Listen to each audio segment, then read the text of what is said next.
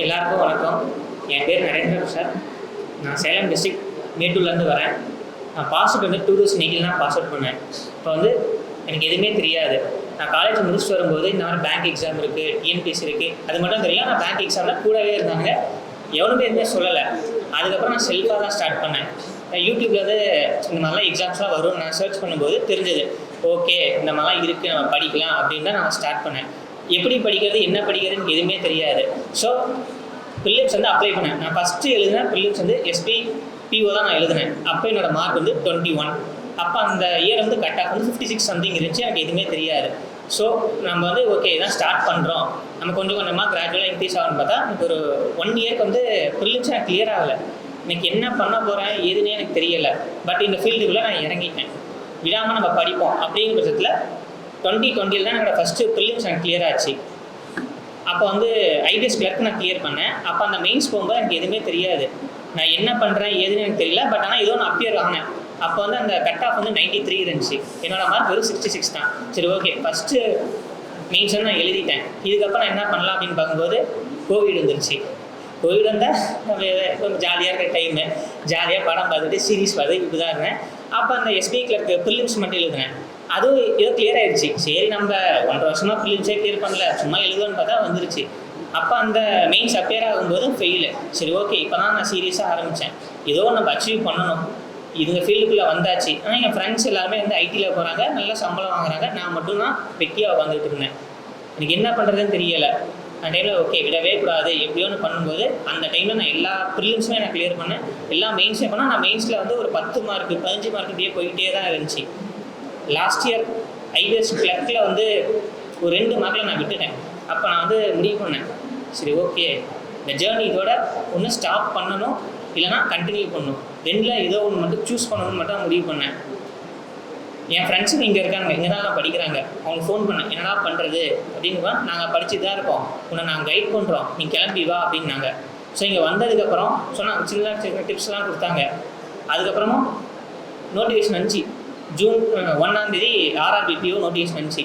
இப்போ அப்போ அதில் வந்து 33 வேகன்சி தான். எனக்கு என்ன பையனா, நான் 5 இயர்ஸாக படிச்சுட்டு இருக்கேன்.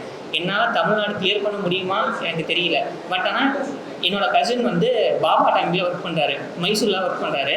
அவர்கிட்ட நான் கேட்கும்போது வந்து லாங்குவேஜ் ப்ராப்ளம்லாம் இருக்கும், என்ன பண்ணுறது அப்படின்னு நான் கேட்கும்போது, உன்னால் முடிஞ்சதை ட்ரை பண்ணேன், பார்த்துக்கலாம், நீ அப்ளை பண்ணு அப்படின்னாங்க. ஸோ நான் 10 to 15 days நான் யோசித்து நான் கர்நாடகா அப்ளை பண்ணேன். நான் என்ன யோசித்தேன்னா தெரியல, பட் ஆனால் அப்ளை பண்ணேன்.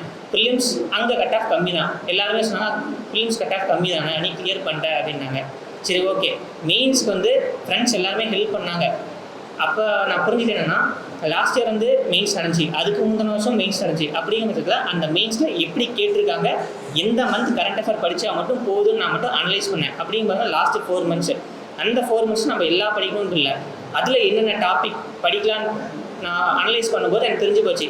10-12 டாபிக் இருக்குன்னா ஒரு 6-7 மேக்ஸிமம் இது மட்டும் படித்தா போதும். அந்த டாபிக்ஸ் மட்டும் நான் ஃபோக்கஸ் பண்ணேன். பட் இந்த இயர் ட்ரெண்டு பார்க்கும்போது நம்ம பிஓ மெயின்ஸ் எழுதுறவங்க எல்லாருக்குமே தெரியும், ஆல் ஆஃப் த அபோவ்னு ஒரு ஆப்ஷன் வச்சுட்டான். 1-2 ஆப்ஷன் கண்டிப்பாக தெரியணும். தெரிஞ்சால் மட்டும்தான் ஆல் ஆஃப் த அபோவ் போட முடியும். அப்படி இல்லைனா போடவே முடியாது. அங்கே ஒரு செக் பாயிண்ட்டு.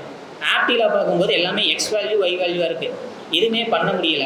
பட் ஓகே நம்ம கிளியர் பண்ணணும், இது மட்டும் தான் என் மைண்டில் இருந்துச்சு. அதனால் ரீசனிங், கம்ப்யூட்டர், இங்கிலீஷ் இது மட்டும் நான் போட்டு இப்போ நான் கரண்ட் அஃபேர்ஸ்க்கு வந்தேன்.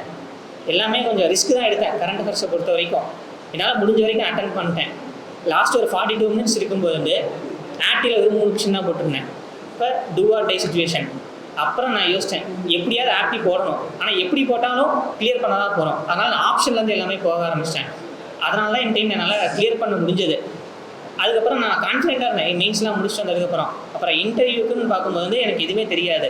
பேங்கிங் ஓரளவுக்கு தெரியும், பட் ஆனால் எப்படி பண்ண போகிறேன் எது பண்ண போகிறேன் எனக்கு ஒன்றுமே எனக்கு தெரியல. அதுக்கப்புறம் இங்கே வந்து மார்க்கெட் எல்லாம் அட்டன் பண்ணி ஒரு கைடன்ஸ் எனக்கு கிடைச்சதுக்கப்புறம் தான் சரி கன்ஃபார்மாக கிளியர் பண்ணுவேன் அப்படின்னு எனக்கு கான்ஃபிடென்ட்டோட நான் உள்ளே போனேன், கிளியர் பண்ணிட்டேன். கட் ஆஃப் வந்து 44.12 கர்நாடகாவுக்கு. என்னோடய மார்க் 44.30. ஜஸ்ட்டில் வந்து நான் கிளியர் பண்ணிட்டு உள்ளே வந்துட்டேன். சரி, ரிசல்ட்டு பார்க்கும்போது தெரிஞ்சது Karnataka Vikas Grameena bank RRB PO. நான் இதுக்கு வந்து எனக்கு சப்போர்ட் பண்ணது ஃபர்ஸ்ட் ஆஃப் ஆல் வந்து என்னோடய பேரண்ட்ஸ் தான் சொல்லணும். எல்லாருமே சொல்லிட்டாங்க ஐடிக்கு போ, இன்னும் படிச்சுட்டு இருக்க, உனக்கு தான் வரலையே, என்ன பண்ண போகிற அப்படின்லாம் சொன்னாங்க.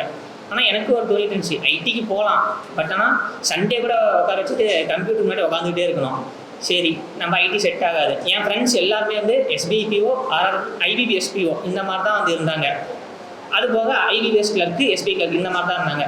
IBSPO போனவன் எல்லாருமே சொல்லிட்டான், இந்த பக்கமே வந்துடாத, காலையில் 9 மணிக்கு போவோம், நைட்டு 9:30 10 மணி ஆகும் வீட்டுக்கு போகிறதுக்கு, என்ன பண்ண போகிற அப்படின்னாங்க. நான் வேலையே இல்லைடா, ஏதோ ஒன்று வாங்கணும், சரி நான் கிளியர் பண்ணுறேன் அப்படின்னு தான் நான் சொல்லிட்டு இருந்தேன். ஓகே அப்படின்னு யோசிச்சுட்டே இருக்கும்போது சரி ஏதோ ஒன்று கிடைச்சா போகுது அப்படின்னேன். இப்போ என்னை சுற்றி எல்லாருமே வந்து IBSPO SBIPO, நான் மட்டும் ஆட்மன் அவுட் மாதிரி RRBPO. ஸோ அதனால் இனிமேல் லைஃப் ஜாலியாக இருக்க போது தெரிஞ்சு போச்சு.